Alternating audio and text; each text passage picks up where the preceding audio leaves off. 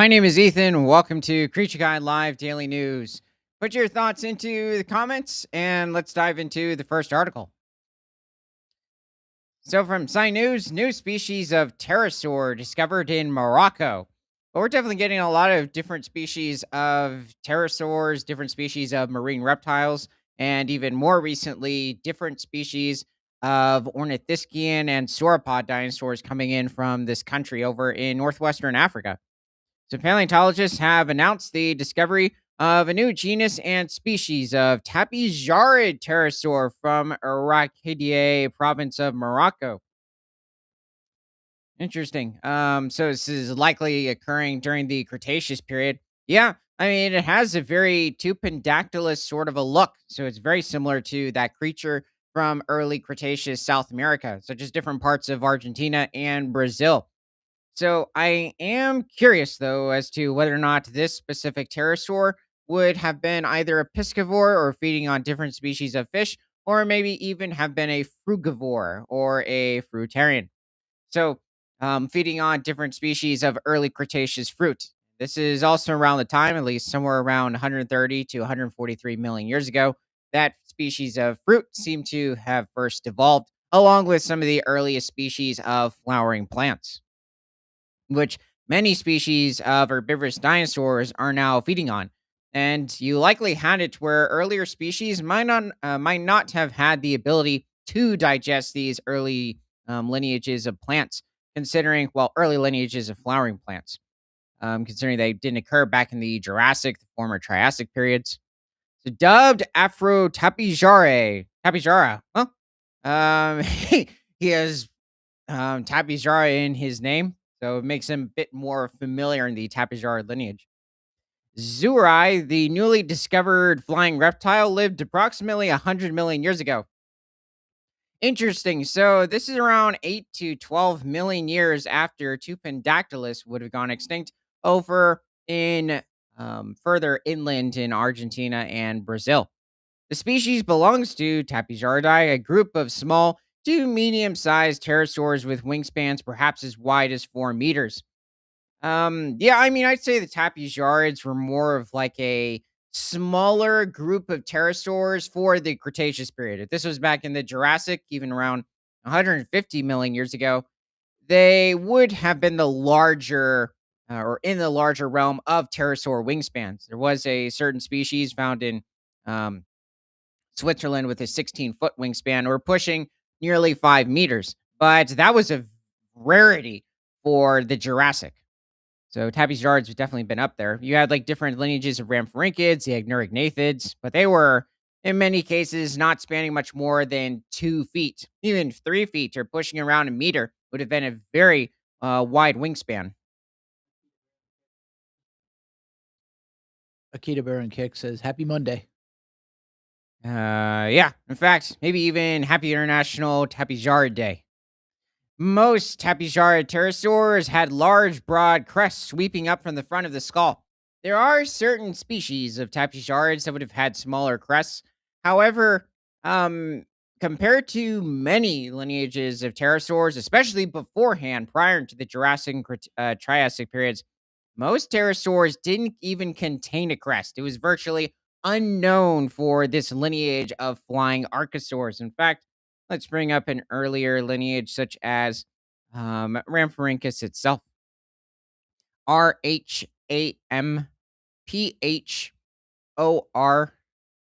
Rhamphorhy.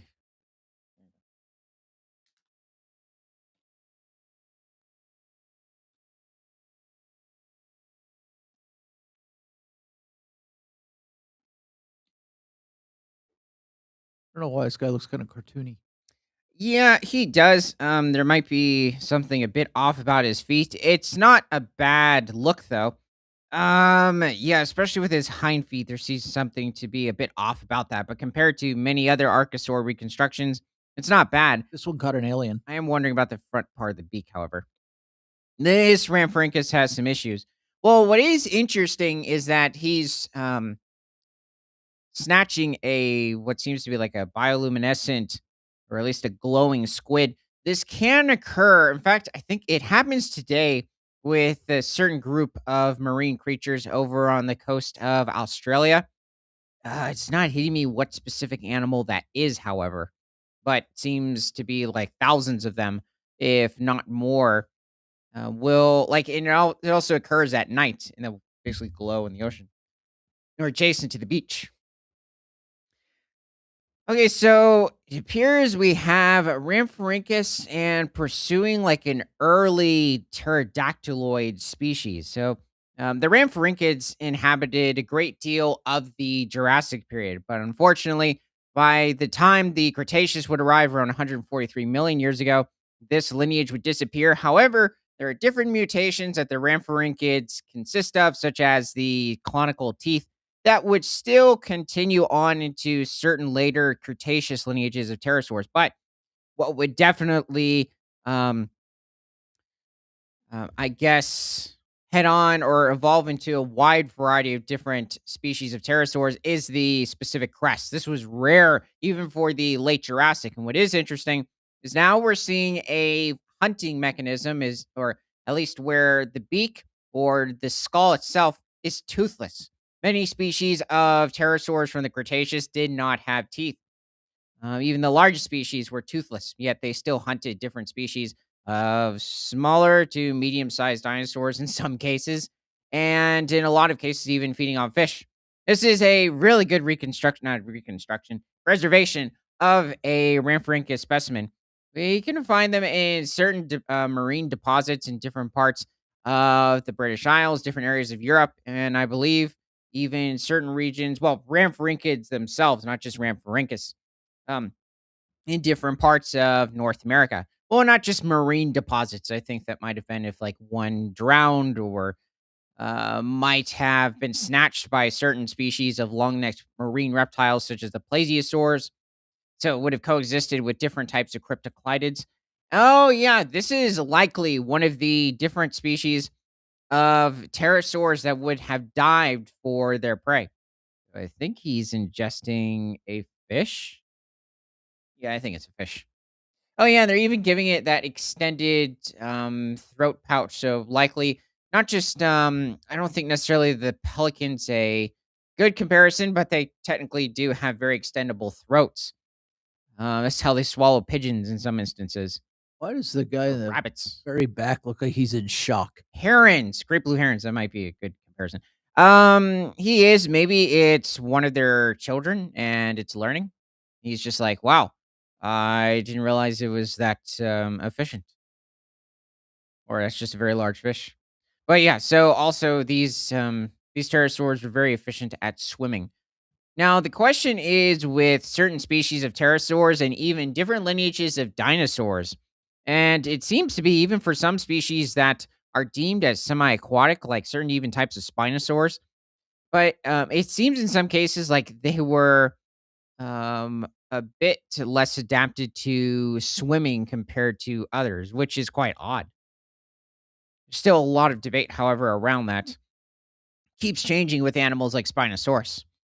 They are well known, referring to these tapijards from the Cretaceous. In Brazil, that's probably their top place. China and Europe, they are rarely talked about in these areas. But this is the first unambiguous occurrence of Tapijardi in Africa. Interesting. I actually thought there might have been certain other species of Tapijards I was just unfamiliar with from Africa.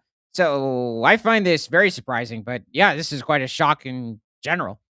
The fossilized remains of Afrotapijare zurai were acquired by a commercial fossil trader based in the town of Erfbaud, who sources fossils from several localities in the Tafilalt region of southern Morocco. The specimen, a single portion of jaw, was collected from a series of small excavations in the Cretaceous period, Kem beds near a small plateau called Ike and Tekmut. Tekmut. Sounds like an Eskimo name. Anyway, this is interesting considering. Well, actually, I guess it wouldn't be too surprising. 100 million years ago, Kem beds.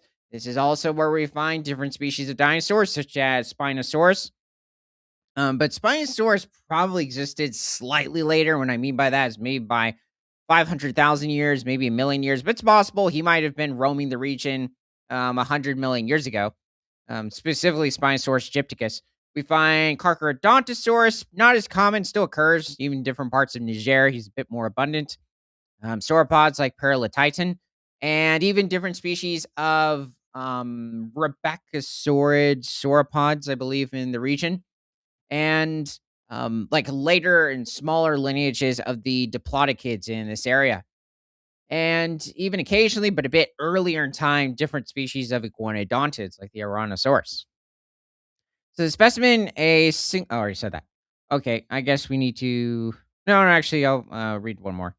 I feel very privileged to be part of such an exciting discovery, said co author Roy Smith, a PhD student in the School of the Environment, Geography, and Geological Sciences at the University of Portsmouth.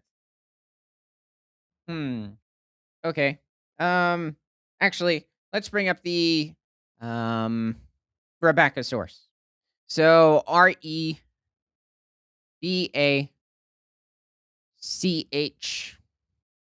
Rebacchasaur.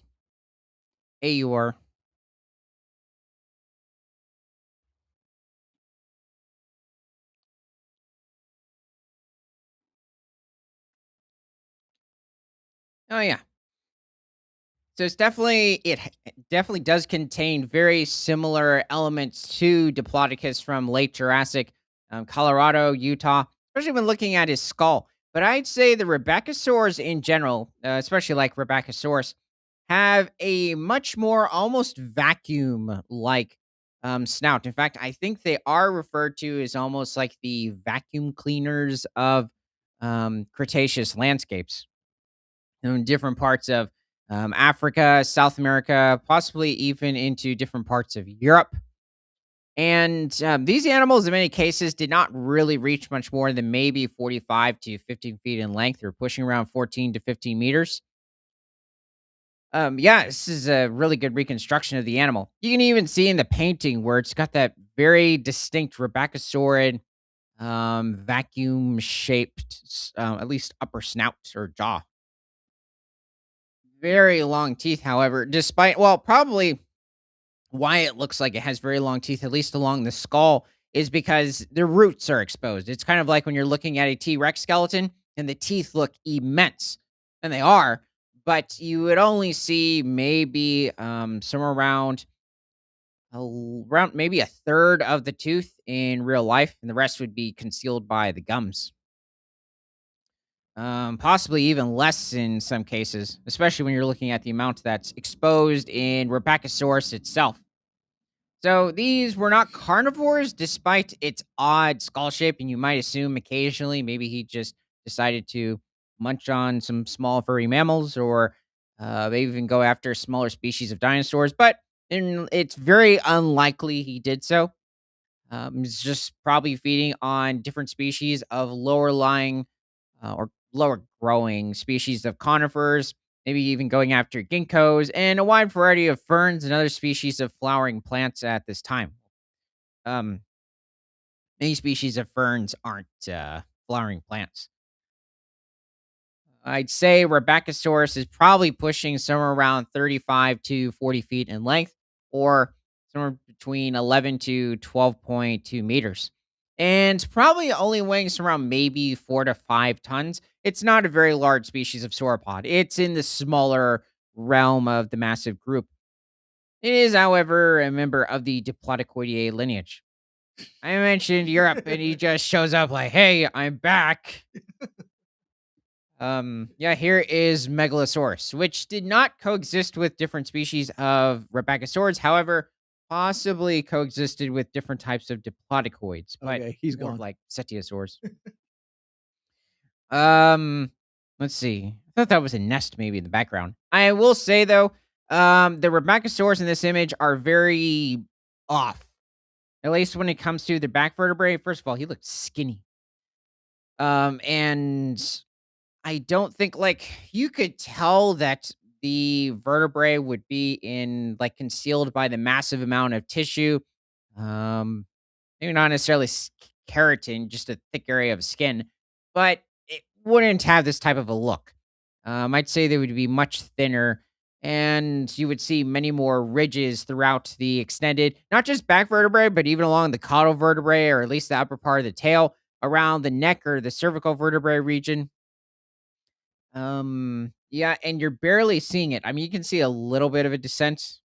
It's not even though. This guy doesn't have anything along his cervical vertebrae or his neck region. And this one looks almost like a brontosaurus. I say no, maybe a patasaurus to an extent. Yeah. Um, too Jurassic like. Well, I mean, actually, what is interesting because this guy looks like a goofball, and That's what I liked about him. like I don't know, he has like a facial expression that says he invented the fern. Um, I'm not sure. He just looks like one of those cartoonish characters. But well, wait, what was I going to say with this? Oh, but besides that, I do think it's a good reconstruction. I am wondering about the nostrils, though. I think they might be placed a little too far back because they seem to be situated within like this large area of tissue itself, which possibly might have inflated during the breeding season, or it's just an enlarged area of like almost like a dome to an extent, like with what you would see in different species of ornithischians, like ceratopsians or the horned dinosaurs or pachycephalosaurs. But that's not really a trait that you see in any species of sauropods. J5 Spy says, "Hello." Oh, welcome aboard, Theropod. Let me know about your thoughts on these weird species of long necked sauropods. So let's see. Yeah, very small eye sockets compared to its body size, even compared to many other lineages of sauropods. Despite sauropods in general being renowned as having some of the smallest heads compared to their body size, really any lineage of terrestrial animals, maybe the stegosaurs would want to hop in. But if you look at the overall size difference, the largest stegosaurs maybe reach somewhere around 8 tons, whereas the largest sauropods are reaching 85 tons.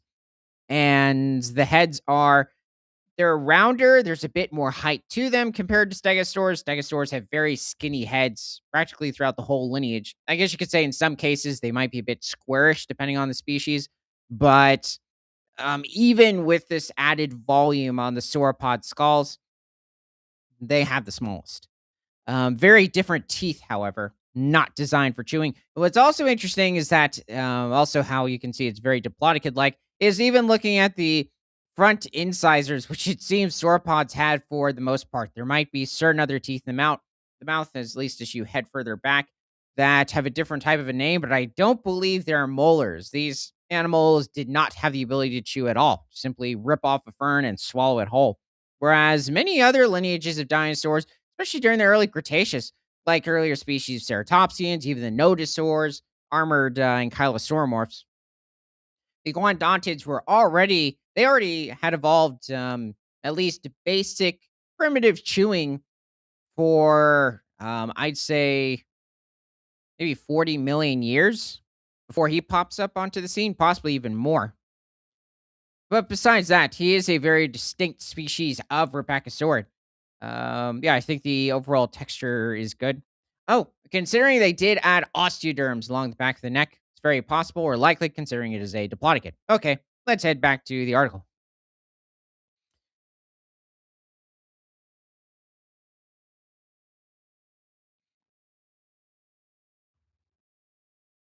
Working in the Sahara was a life changing experience, and discovering a new species of pterosaur is the icing on the cake. Um, Okay, I I think I know would, how you got there. huh? I think because of jumping over to do the other ones, I forgot what we were even talking about. Oh, okay. We're going over this new species of Tapichara pterosaur that was discovered in Middle Cretaceous Morocco around 100 million years ago. So very similar. It's one of the shorter crested species of Tapijarids. There are certain species that have a long crest, but it's not necessarily too wide. It's almost like certain species of Pteranodontids, but this is a pterodactyloid. Oh, wait. Okay, so here's the bone. The question is specifically of what, however. Maybe it's a claw? I don't think it's oh, or they're parts of the wing possibly. Partial rostrum, or maybe even the chest of Afrotapizar from the Kem beds of Ik Ik and Takmut, Arcadia province, southern Morocco.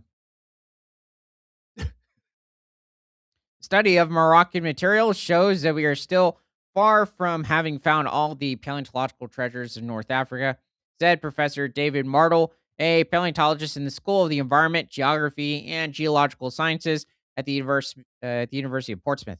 Even fragmentary fossils like the jaw piece of the new pterosaur can give us important information about the biodiversity of the past. I will say though, 100 million years ago, I think, well, actually, when it comes to and it's over.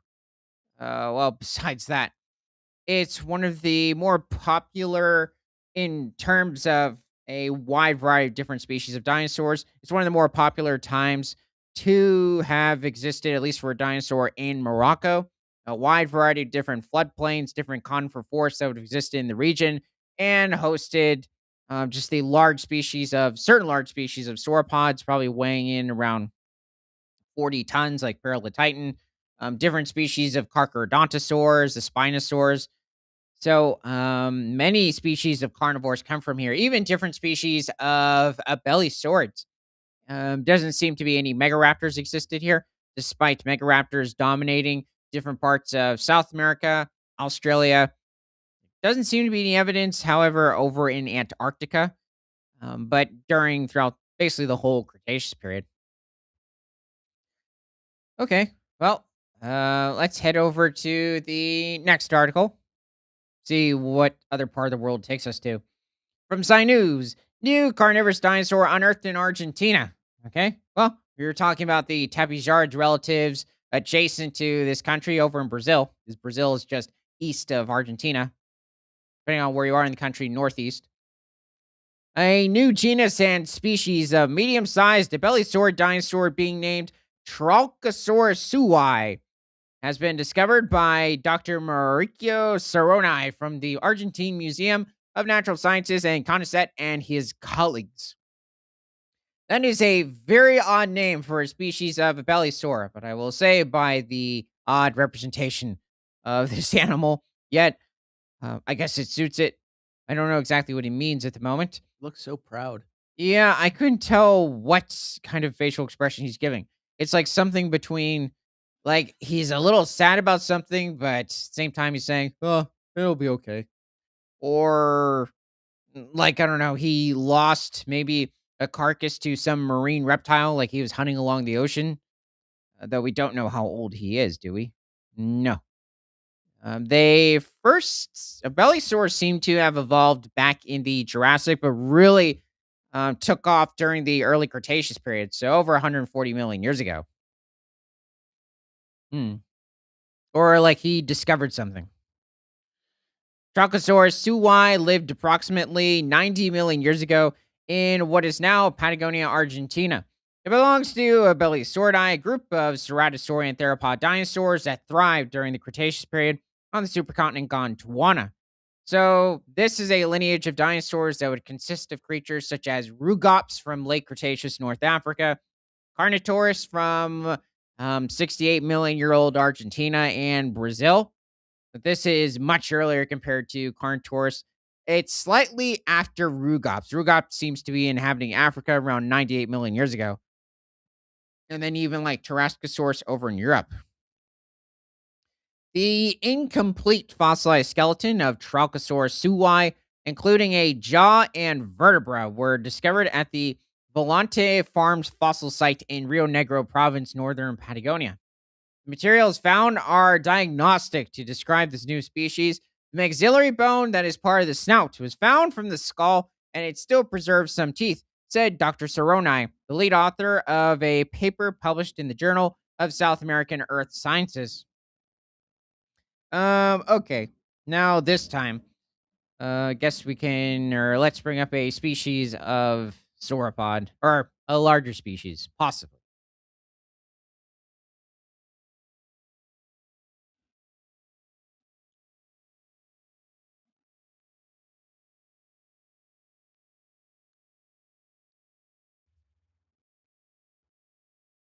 Okay, Carungosaurus. So Karongasaur.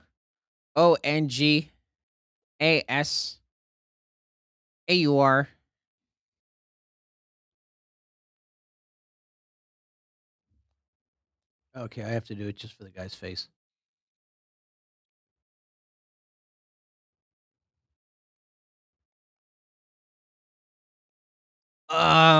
Okay. Even for really any species of sauropod, even their ancestors, the prosauropods back in the early Jurassic, the late Triassic period, this wouldn't fit either. Looking at those teeth, those are more similar to different species of theropod dinosaurs, like different types of carnosaurs, such as like the allosaurs, even different species of megalosaurs, compared to even the abelisauurs, but compared to any species of sauropods. Sauropods had almost like a somewhat leaf-like sort of a tooth appearance. Even looking at different species of prosauropods. Now, who could he be adjacent to here?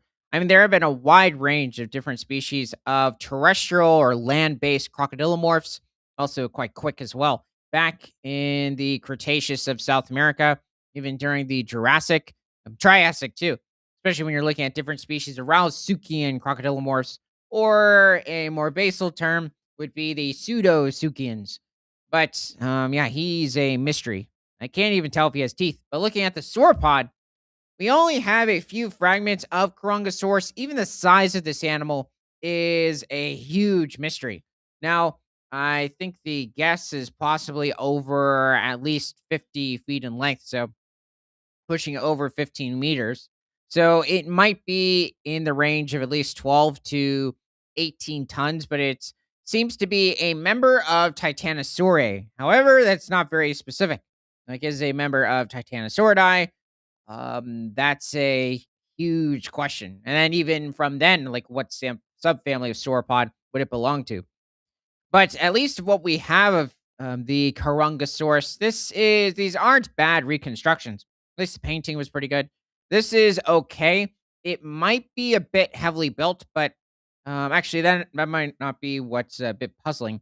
It could be that it simply has a little too much of a brachiosaur sort of a look to it, or possibly like even certain species from the early Cretaceous period, like at around 110 million years ago in Texas, Oklahoma, North Carolina, even with Sauroposeidon, which was a massive species of sauropod for North America, reaching somewhere around 90 to 95 feet in length, or a little over 32 meters, and probably weighed in at 35 to 40 tons. But this animal was likely smaller, but it also, at least in this reconstruction, the limbs are very similar in proportion, or at least in overall length. And I would say the head, it is very Titanosaur-like. I wouldn't exactly call it like a Somphosphondolid sort of a look, which is another lineage of sauropods. The tail, I think, might be too thin, at least when starting off towards like the back of the caudal vertebrae, towards the pelvis region. But yes, this species of sauropod was thriving on different species of conifers. Another problem is that when looking at many species of sauropods, they tend to have just three clawed toes. Also curved, yeah, curved to I guess the outside. But yeah, this has a fourth, and the toes are just too short in general. We don't see the thumb claw. However, you wouldn't see the thumb claw from this angle. It would be pointing inwards.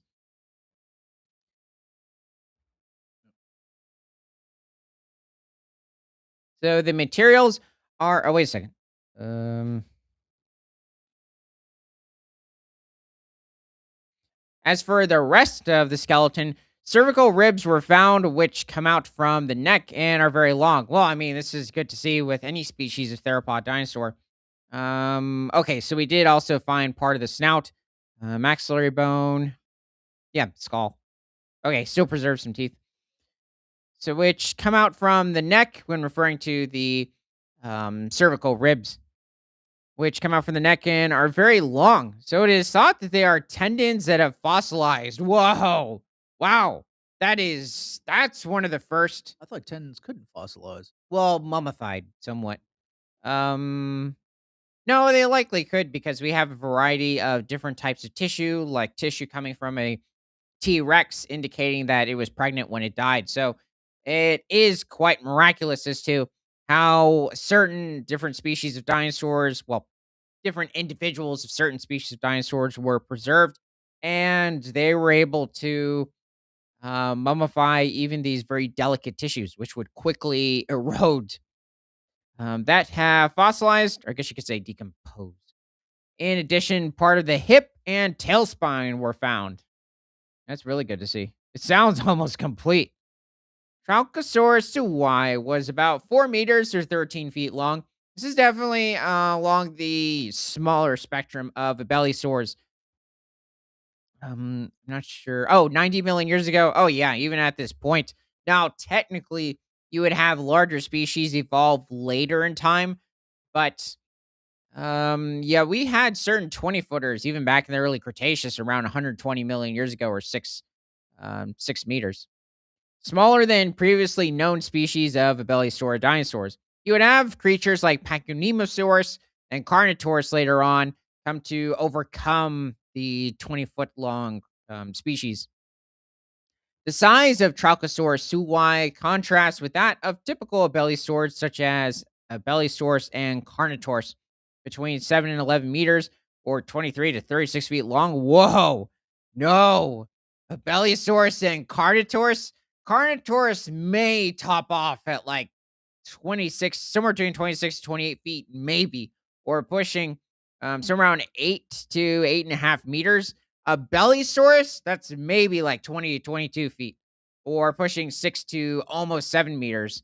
That's like even Piconymosaurus, it would be pushing it with 36 feet. Usually it's like 33 feet. That might be Piconymosaurus's length, or around 10 meters. That is a huge overestimate,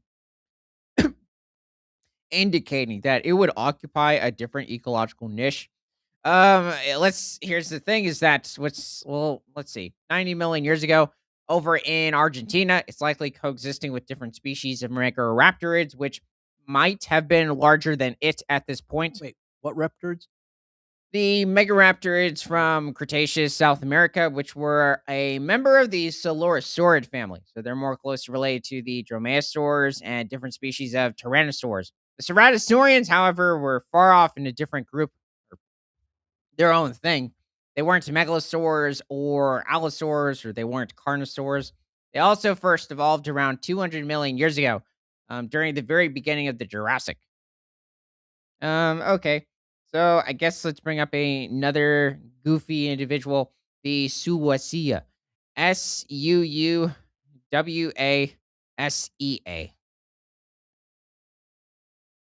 SSEA. Yep.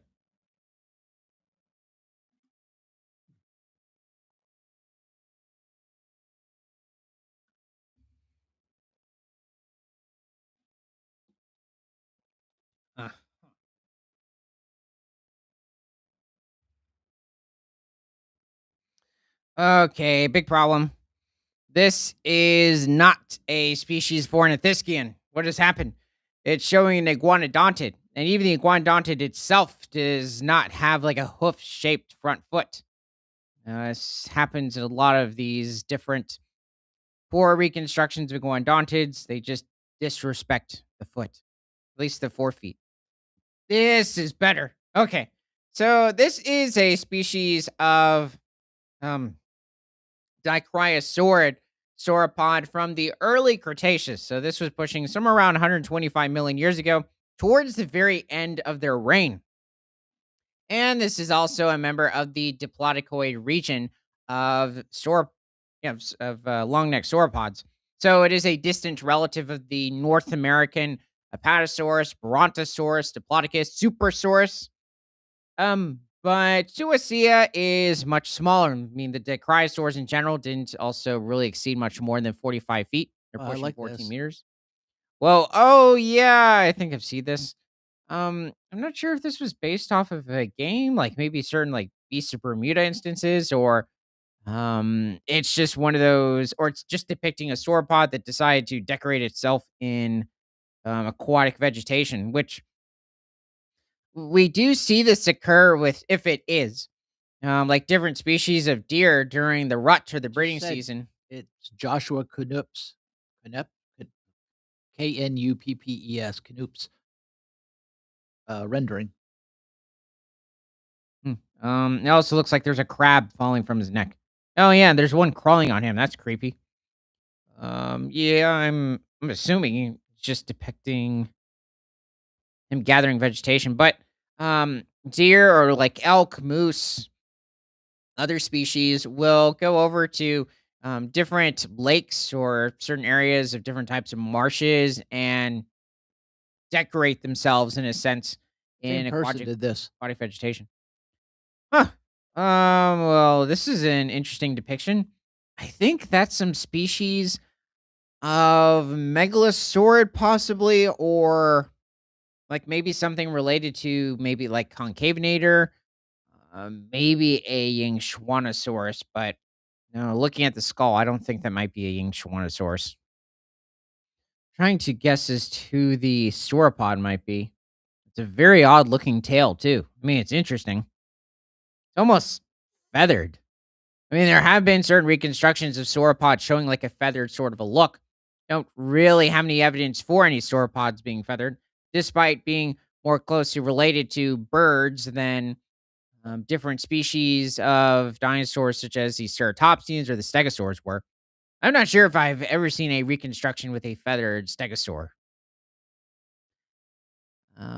Interesting. They gave him very defined musculature, at least on the forelimbs, but the rest of him almost looks skinny and immense teeth. I think that is a very interesting trait when it comes to the Rebeccasaurids, is that they are known for having very wide teeth, even compared to many other lineages of sauropods, not just diplodocids in general.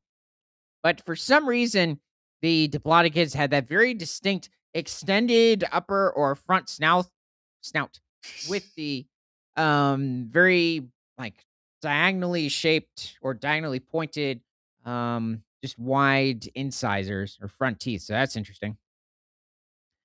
This seems to represent more of what was going on in the late Jurassic of Wyoming and Colorado 152 million years ago, with like I'd say maybe a Brontosaurus fighting off an Allosaurus, which really wouldn't be a contest. Even Allosaurus Anax would give Apatosaurus, at least a wise one, a wide berth, and especially avoiding its tail. And also, even these larger species of sauropods that could reach over 35 tons, possibly even a little more with the Patasaurus, considering it's a much, or Brontosaurus, they're both much more heavily built species of diplodocids. Um, but they're very quick to just rear up on their hind legs and smush any predator, or possibly even try to smush other herbivores, referring to other species of sauropods in front of them. They likely could have used their thumb claws for jousting into other members or other rival males during the breeding season. I just like the angle.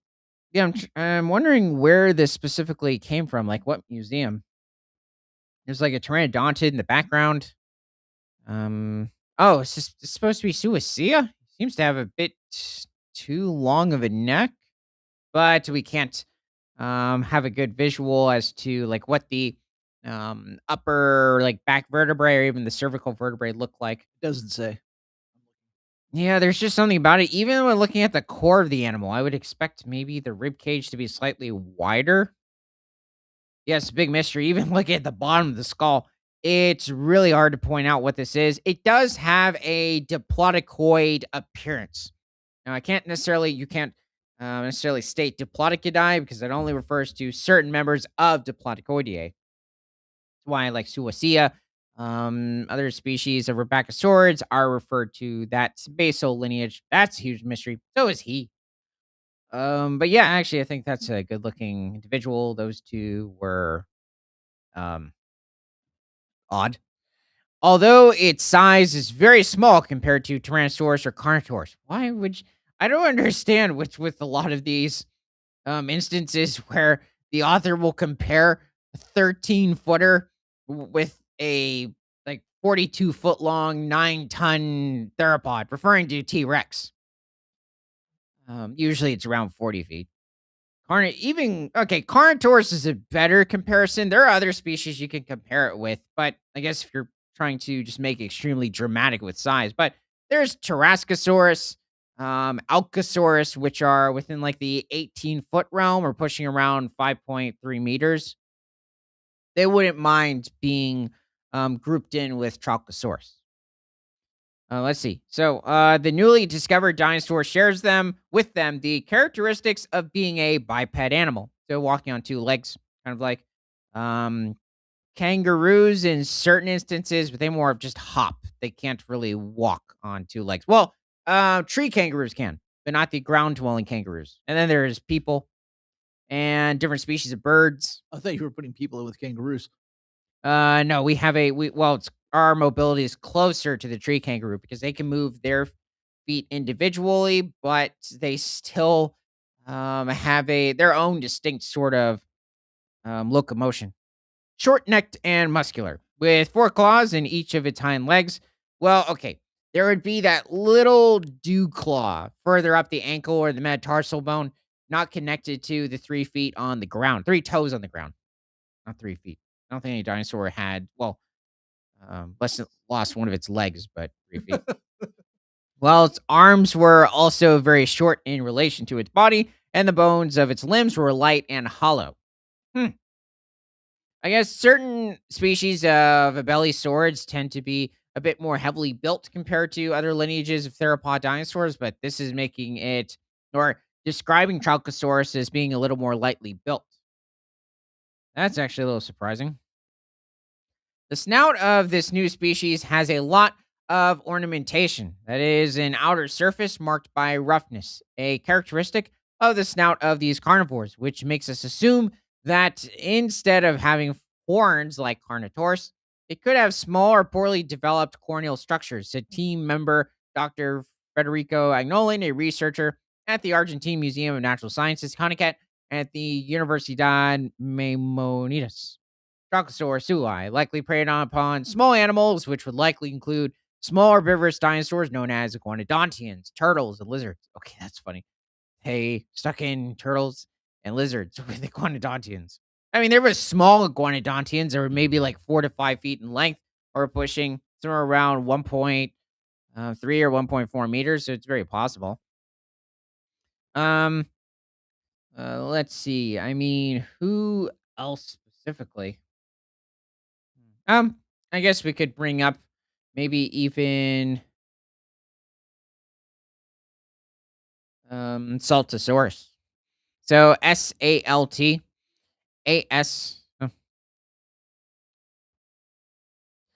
I'm guessing that Saltosaurus is named this partially due to maybe being found amongst salts or I just thought he was salty. yeah, areas abundant There in you go. salt. Okay, this is definitely showing him as a bit or having a bit long of a core. Also having several clawed toes on his front feet. That should not occur there. The toes on his feet in general on his hind legs look very similar to stegosaurs. Like if this was being shown on a stegosaurus model, it actually would look pretty good. But on this animal, any sauropod in general, this is really bad. They should be much longer and curved. But also, there is too much armor on the animal. There's still too much armor on here. But I would say it is slightly better arranged, at least along the core, along the neck, and even the tail. However, there doesn't seem to be a lot of evidence for, at least of the skin fragments that we have of different species of saltosaurs, which is very renowned. Well, mm, not so much. Maybe Dinosaur Planet helped push its popularity. Except I'm not even sure if they added armor onto the creature. This is not Saltosaurus. This is Nigersaurus. Another, possibly Dicryosaur Sorry. from the early Cretaceous period. I think pushing somewhere around 100 to 110 million years ago. So one of the lawnmower sauropods. Despite, or I guess you could say vacuum cleaners, and despite not being very large. Oh yeah, this is one of those older reconstructions, maybe from like the 1970s, 1960s. A very odd tail curl. I would assume that this would mean there's something a bit off about the sauropod's tail locomotion. I mean, maybe it's possible for it to have the type of a look. But besides that, at least with the armor, it's more realistic. It could possibly exceed further down the rib cage area. Why, however, did species of sauropods, I'm trying to think of certain other lineages of dinosaurs, would evolve like this small of an area of armor? I mean, this animal did coexist with a lot of different species of theropod dinosaurs or different species of megaraptorids, abelisaurid, like the Tralkasaurus. Carnivorous likely was a carnivore that hunted it now and then. It also roamed in herds of possibly like 30 to 40 individuals. It's a smaller sauropod. Saltosaurs did not become very large. 50 feet was probably their max. Saltosaurus, probably around 40 to 45 feet in length. They're pushing 12 to 15 meters. This is not a bad reconstruction. It is showing like the sauropods, like having a very accurate placement of the eggs, which is very possible, but you might have had it where they were very low to the ground, at least when squatting and laying their eggs, and possibly due to the durability of their eggs from the nutritious diet that they had, probably didn't break when falling, at least onto the hard dirt. I'm not sure about each other. Okay, this is funny. That'd be a guess. Well, this is strange. Um, I mean, yeah, he shouldn't have this extra toes on the front. But besides that, he did coexist with megaraptors, but megaraptors looked very different from dromaeosaurs. These seem to be almost like dromaeosaurus, or maybe even Deinonychus attacking it, or a very odd Jurassic Park raptor. But this would not have occurred. Dromaeosaurs did make it to South America. They weren't very common, so maybe this is another species, just not hitting me at the moment, that existed over in late Cretaceous South America. So this would have been over in Argentina around 69 million years ago. But this saltosaur also would not have the ability to hold all of its weight on one leg. That would be too much pressure. This is much further back. I think Where is that's it getting food? oh well, yeah. I remember. There's a specific book that this came from. But yeah, it's making it out like it's a dry season, and all of a sudden the sauropods have just hatched. Though I'm not sure if it's supposed to replicate a Saltosaurus or a much larger species of Titanosauridae, which seeing a Carcharodontosaur in the background, I believe that's what it's supposed to represent. Saltosaurus, for instance, had not evolved yet. And the Carcharodontosaurs seem to have gone extinct somewhere around 92 to 95 million years ago during the early late Cretaceous period. They thrived in South America for quite some time during the early Cretaceous, but they did not coexist. Okay, so this is from the episode in Dinosaur Planet called Alpha's Egg, and they did stick small osteoderms on her, but they had Saltosaurus coexisting with Carcharodontosaurus, which didn't even inhabit the same continent. Carcharodontosaurus was over in Africa, like different parts of Niger, Morocco, possibly Egypt, around 98 million years ago. So, also preceding the creature by 30 million years. So that was a bit goofy. Also, I think the Saltosaurus reconstruction had a little bit too wide of an overall core. I mean, they didn't exactly have small, like digestive regions or rib cages, but that might have been a bit exaggerated. It was okay though I for just find this funny. documentary. It looks like it's dancing. Yeah, it does. Like he doesn't have a care. I'm gonna step on you. I think he smushed the other two in the air. Okay, what was odd about that depiction is it had the nostrils towards the top of the head. They would be much further down the snout. Even this one's a bit weird, like approaching the eye socket. I'm not sure what that was about. Almost like the illustrator was a bit in a hurry and thought, nobody will notice. And yeah, it's oh, here it's like, where is the nostril? Oh no, they're over there. What on earth? Okay. Apparently Saltosaurus just gets disrespected with nostril placement. Oh, yeah, I think that might have been with, at least that's all with the, new species of abelisaurid from Argentina, I think. Oh, let me know your, thoughts on that creature, as well as the sauropods. Heading to the Cenozoic era. So, from alloutdoor.com, two paratroopers injured in Alaska bear attack. Oh, this is surprising. Wait, were the bears the paratroopers? Oh, well, yeah, that would be interesting. Hmm. Wonder where this is occurring over in Frontier.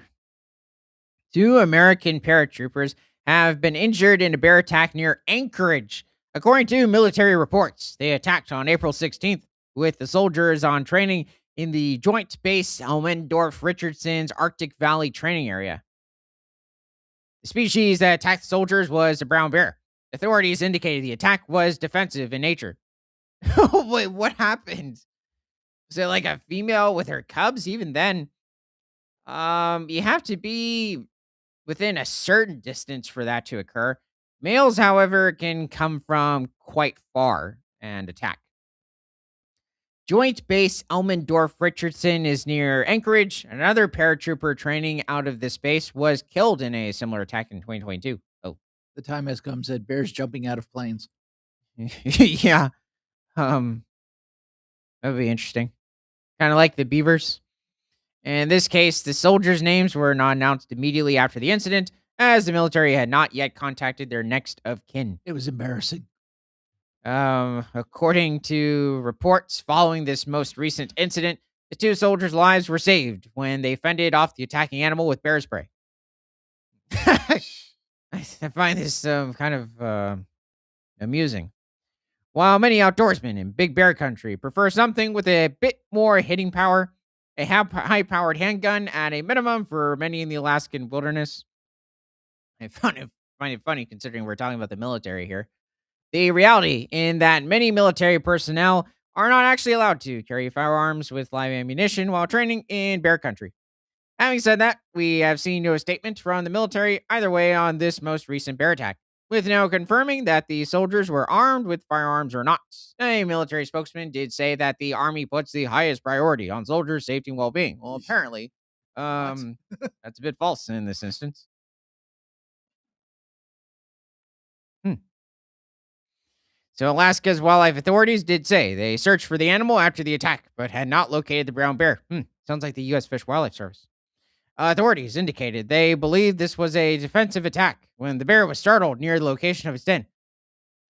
Brown bears typically emerge from their dens in March through May in the area near Joint Base Elmendorf Richardson. I think the bear, oh, maybe it got threatened with like being drafted to fight Syrian brown bears in Iran, 'cause that's where they're native to. And he's like, no, I'm not doing that. In the death of Staff Sergeant Seth Michael Plant in the same region in spring of 2022, authorities said the bear that killed the soldier was protecting its cubs. Hmm. Well, that's a way to get attacked. Yeah. Huh. Well, I think that's it. Interesting. Okay. Well, this was very odd, shocking. Let's head to another part of the Cenozoic era from explorersweb.com. Arctic Park closes trails after wolf attack. Let's see where this occurred. Well, he looks very stern and determined. Parks Canada has closed trails in Cuyi National Park in the Yukon, so just east of Alaska, after a young wolf attacked a visitor, causing minor injuries. The solitary wolf had been hanging around the area, exhibiting what authorities describe as lack of wariness and bold behavior on several occasions. Okay. It's a bit of a confusing sort of a route or a map. Okay. Posted by Parks Canada. So effective immediately, Parks Canada is implementing an area closure for the Achu Valley in Kluane National Park and Reserve due to recent wolf activity. This closure includes Bullion Plateau, Sheep Creek, Shepherd's Knoll, Achu East, and Achu West trails. While human wolf conflict is extremely rare, Parks Canada staff have received reports of multiple incidents with a young lone wolf displaying a lack of wariness and bold behavior in the area. Hold on, is this going to say more later? Let's keep going. Human wolf conflict is extremely rare, especially in North America. It does occur. Noted wolf researcher Dave Meck of Minnesota described a case that happened 30 years ago on August 17th, 1996, in Algonquin Provincial Park, Ontario, Canada. So this is much more adjacent to Minnesota. A wolf grabbed an 11-year-old boy named Zachary Delventhal by the face and tried to drag him off, causing a wound that required 80 stitches. The boy was in his sleeping bag at the time. Yeah, I think I heard about this. And the wolf may have been trying to grab not the boy, but his sleeping bag. um, What? that's a weird one. It just wanted somewhere to sleep? Or something to chew on. The wolves I lived with in the high Arctic once tried to grab my empty sleeping bag from a tent. Are you really comparing those? I wouldn't necessarily say friendly, but I guess a bit more welcoming wolves over in different parts of the Canadian Arctic Islands and Greenland. Well, just like, once they notice the cameramen aren't a threat, and this can take like weeks or months of observation from the wolves. Yeah, this is odd. Another time, they tried to run off with a sleeping bag that I was airing on the tundra. Wolves, like dogs, seemed attracted to soft, fluffy, or fur like items, which they like to play with or rip apart. Probably because what they're eating is fluffy and they want to rip it apart. Mech also pointed out that the Algonquin wolf was habituated to people. It had eaten human food and had previously run off with backpacks and running shoes. Okay, so yeah, I think here he's over on Ellesmere Islands Why in the does this Canadian. sound like one of those monkeys? Wait, oh, like the macaques over in India that'll steal about anything, Yeah. but negotiate with you. And then give it back. Harsh negotiations. Um, yeah, so yeah, Ellesmere Island is pretty bare. A lot of tundra.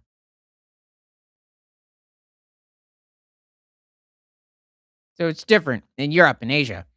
In Europe, wolves became accustomed to eating the corpses of battlefield victims in the 19th and 20th centuries, and there are legitimate cases of attacks on living people as well, though never so many as rumors claimed. In certain areas of like, especially the Baltics, so Latvia, Lithuania, Estonia, at least by certain historical reports, they were quite continuous in wolf attacks, at least throughout the Middle Ages. So from like 500 AD to 1500. I think it still continued even to the Enlightenment era, or between like the 1600s to the 1800s. It's in Renaissance 1500s. It occurred there too. Yeah, they were even like consuming people. Other parts of Europe too. So Mech pointed out that a newspaper report from Eastern Europe claimed that wolves killed an entire wedding party of 130 people in 1911. Wow, what a way to crash a wedding! It hit them too.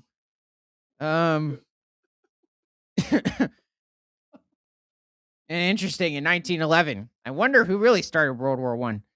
Even the New York Times. What? Even the New York Times was not immune to wolf hysteria in the past. Between January and March 1929, the paper reported at the time wolves devoured 5 Poles, 16 Austrians, an aged Bulgarian priest. I don't think anyone cares about that one, but okay. And many Czechoslovakians. Um, they also besieged villages in Moldavia, Bosnia, and Yugoslavia, threatened Italy, and menaced Istanbul, a city of more than 1 million. Why does it sound like this is a movie? Well, this almost sounds like, except they gave, numbers. This is very New York Times like. It's not really giving us a lot of in-depth information. Or even citing really any sources, but or just like specific historical reports. I mean, you could just put that this was reported by, such and such historian or, farmer, hunter, whatever. But yeah, this is funny. I think the wedding party though is, I'm not sure. Like, I hated my big fat Greek wedding. I don't know. In India, Mech reported several legitimate wolf attacks have also taken place, A wolf or wolves allegedly killed or seriously injured 64 children in the Indian state of Uttar Pradesh in 1996. Whoa. Wow.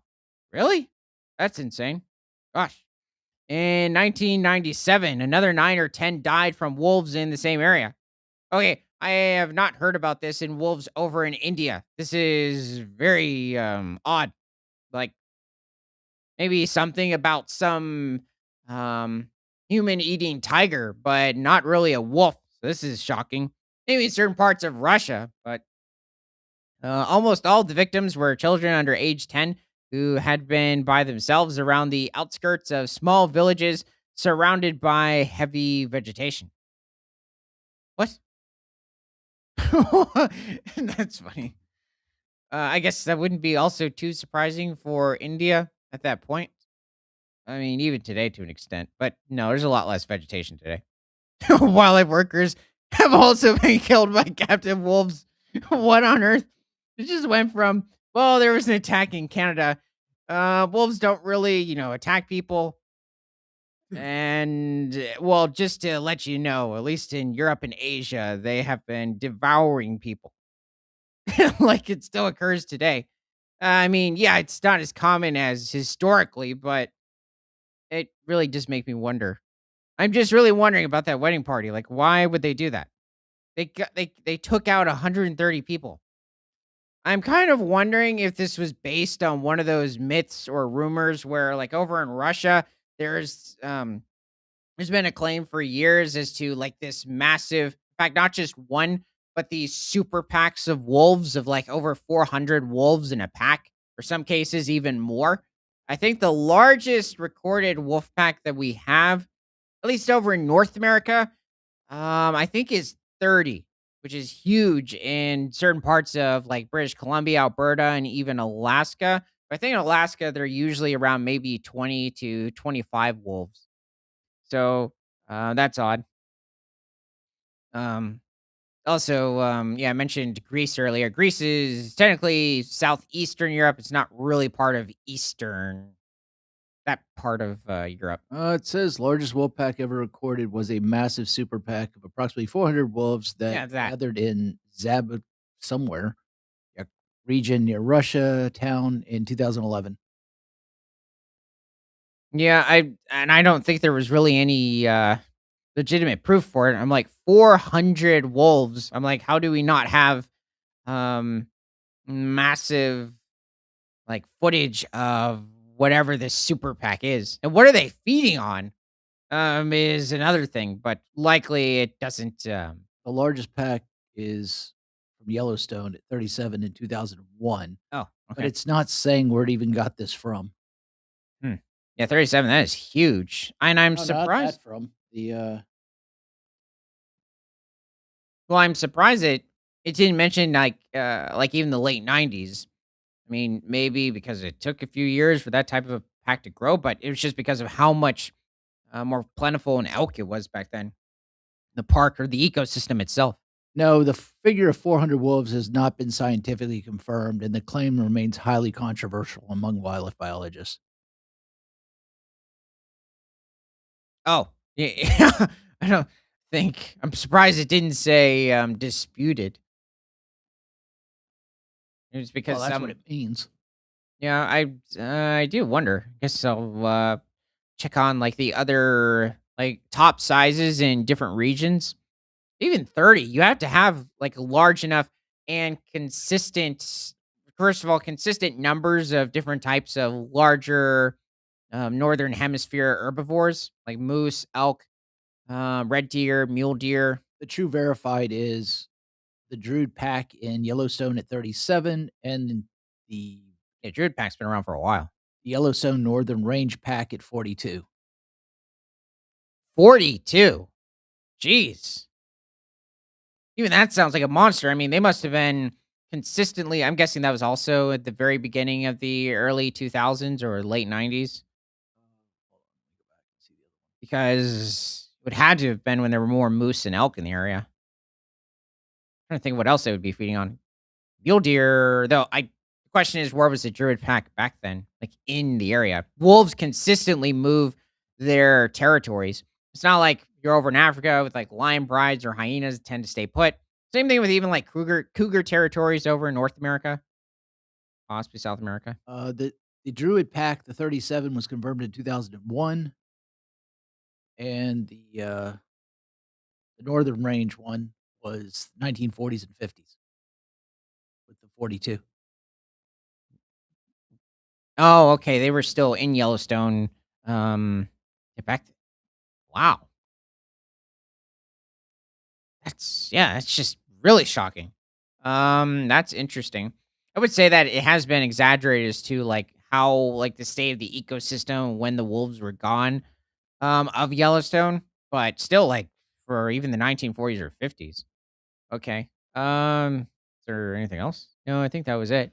Okay. Well, we're gonna give everybody a minute to put anything into the comments.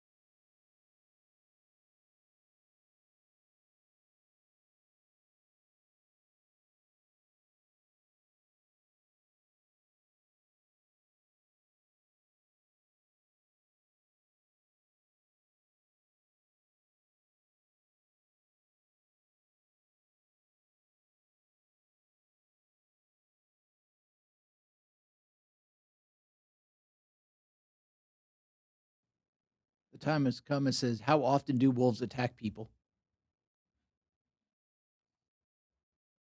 Um.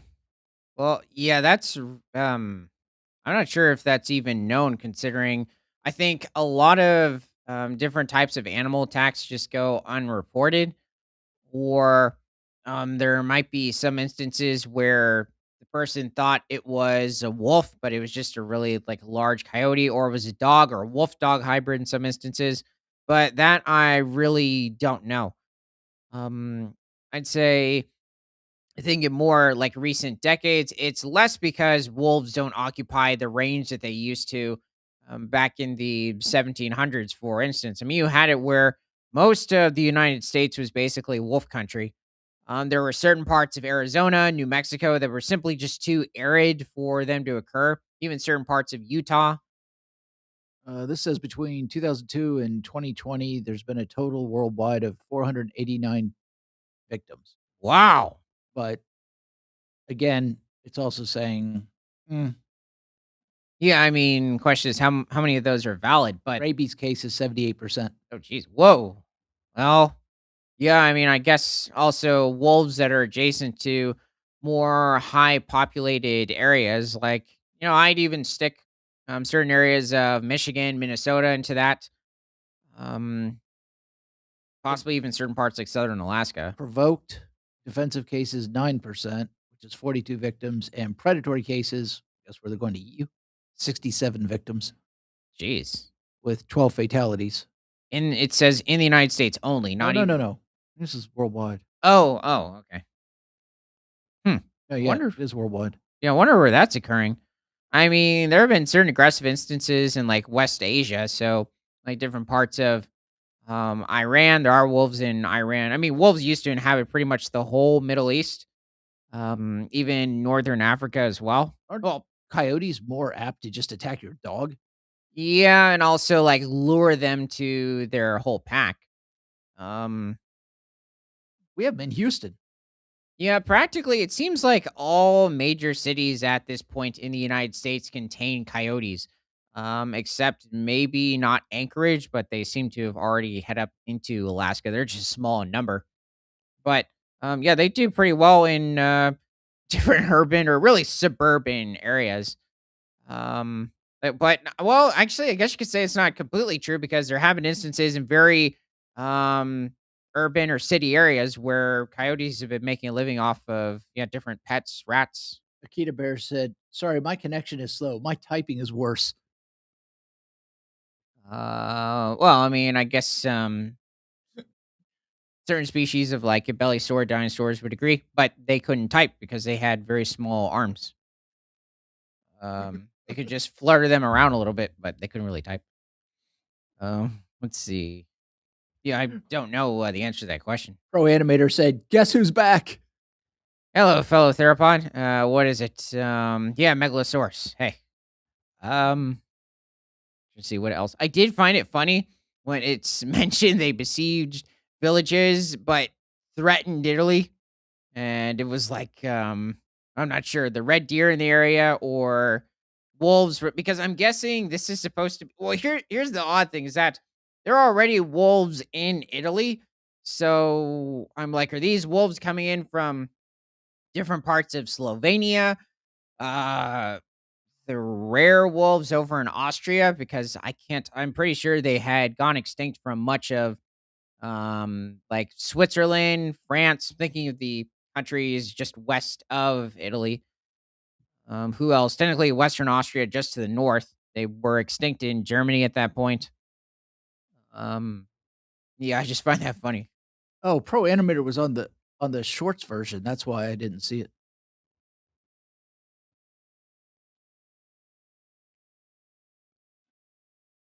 Okay. So thanks for joining. And from prehistoric to present, my name is Ethan. This is Creature Guy Live Daily News. And happy International Tepijara Day. We are streaming on both Rumble, YouTube, and Kick.